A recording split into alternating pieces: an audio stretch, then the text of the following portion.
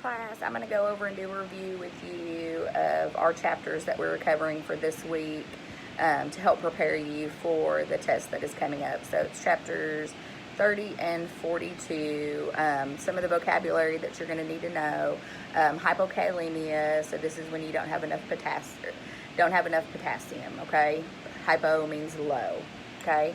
So patients who have hypokalemia are going to have general malaise, which just means fatigue, and they're also going to experience muscle cramps.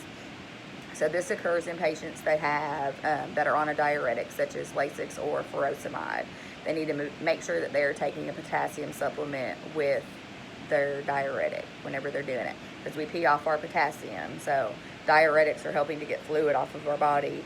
They're going to be peeing more, they're going to be losing their potassium. So there's a small window of how much potassium we need to have in our body, right? If it's too little or too much, then it can be fatal to the patient, okay? Myopia is just referring to nearsightedness. This occurs when the lights entering the eye are going to focus in front of the retina. So make sure you know that for your test. Nystagmus is going to occur in children, okay? This is when they have involuntary movement of one or both of their eyes, and it's normally seen with multiple congenital abnormalities, which just means they're born with it, okay? Conjunctivitis is going to be a highly infectious disease. It's caused by the staph bacteria, okay? It results in edema, purulent discharge, which just means pus, okay, in the discharge, and also inflammation. The stylus is what creates the image on our EKG machine. So those of you that have come in and worked on EKGs with me, you know ours was coming out as a flat line whenever it was writing on theirs, because we were hooked up to a mannequin and not an actual person. On an actual person, it will actually write the wave, okay, of the heart rhythm and what's going on. So the stylus is what's responsible for that, okay?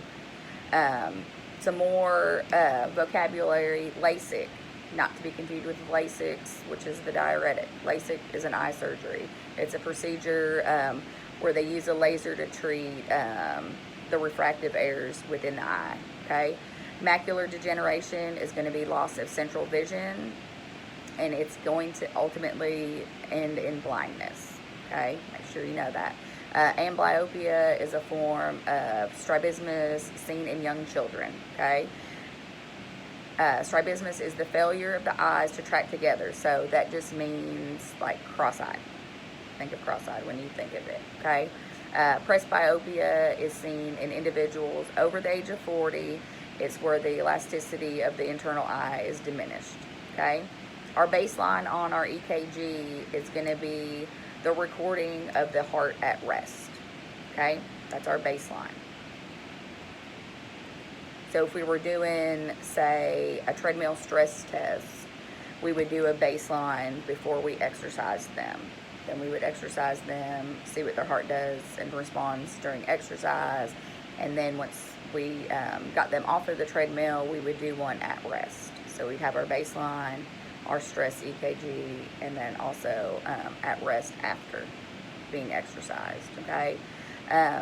On the EKG machine, again, the stylist is what writes on our EKG for us, and it's going to reflect 10 millimeters when the standardized button is depressed with a quick pecking motion. So it's going to be writing. Just remember that it's 10 millimeters or 2 large squares, okay? And what does the EKG show us whenever we're looking at it? Well, first of all, we get our baseline of what a patient normally looks like at rest, right? What their normal rhythm is. Even if it's abnormal, their normal rhythm may be abnormal, okay? It's what's normal for them. It's going to show how fast their heart is beating, whether it's regular, irregular, steady, the strength and the timing of the electrical impulses, and it's going to be used as part of a routine exam, and it's going to be used for screening for heart disease, okay? How do we prepare the patient for the EKG? So those of you who've been in to work on your skills checkoffs with me, we know that we need to make sure that we have the electrodes placed correctly, we have our lead wires on correctly, that we have cleaned the patient. If the patient had a hairy chest, we would make sure that we have shaved that patient to prepare them for it so that we get a good connection. It is important to have a good connection. Make sure that you remember that if your patient is a smoker, that it can alter the EKG, okay? So you always want to ask your patients if they had smoked, before they came in, okay? And again, remember we talked about making sure that they breathe normally. A lot of patients will try to hold their breath during an EKG. So just make sure that they don't talk during the EKG, breathe normally, and then they're not fidgeting with any of the lead wires when they're doing it, okay? If somebody has tremors, these can cause artifacts. So we talked about like people that shake could have Parkinson's disease. If we had them place their hands maybe up under their legs to steady that shaking, to try to get a better reading on the EKG, because it will cause artifact in there, okay? Different types of artifact that you can see on the EKG. So somatic tremors, these are going to be caused by patients being just uncomfortable. They're apprehensive, they're kind of moving around, they're talking, they're fidgeting, okay? It's called somatic tremors, okay? AC interference appears with small spikes on the EKG, okay? And this could just be from like a fan blowing or other electronic equipment around, okay? Wandering baseline is caused by slight movement by the patient during the tracing of the EKG, or it could be caused by your electrodes aren't placed in the proper position that they're supposed to be, okay? And then we have different types of leads. Now, remember we talked about it's a 12-lead EKG, right? I know one of the students that was in was asking, well, why is it a 12-lead when we only have 10 electrodes that we put on them? So it's 12 different views of the heart. So V1 through V6 are unipolar, right? They only show one view of the heart. Your limb leads, which are going to be your arms and your legs leads, those are going to be bipolar leads. So they're going to show different views around the heart, okay? That's how we get a 12 lead. And then making sure that we know our proper positioning and anatomic sites of the EKG placement, which we went over for those of you that have been in to do skills checkoffs. We have went over those, and y'all did very well on your placement and knowing those.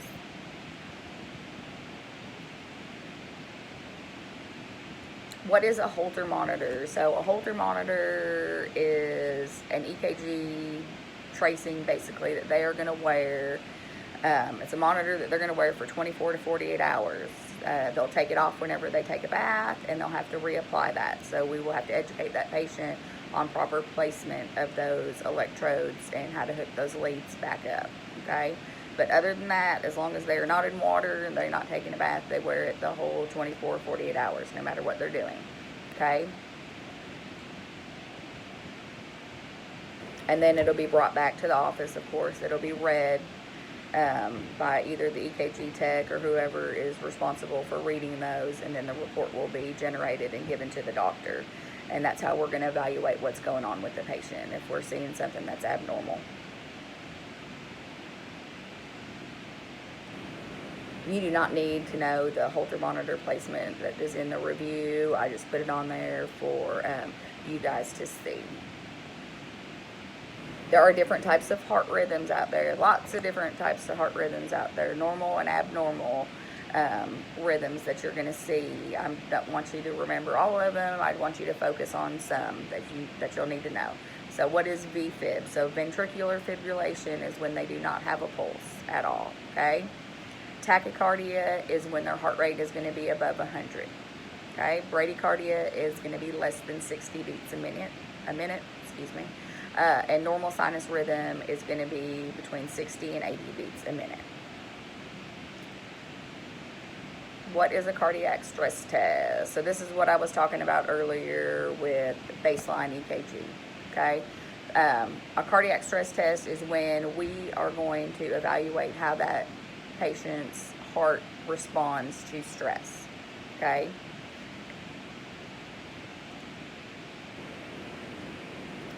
Mydriatic drops, so talking about the eye again, these are drops that are going to dilate the pupil so the physician can examine the retina.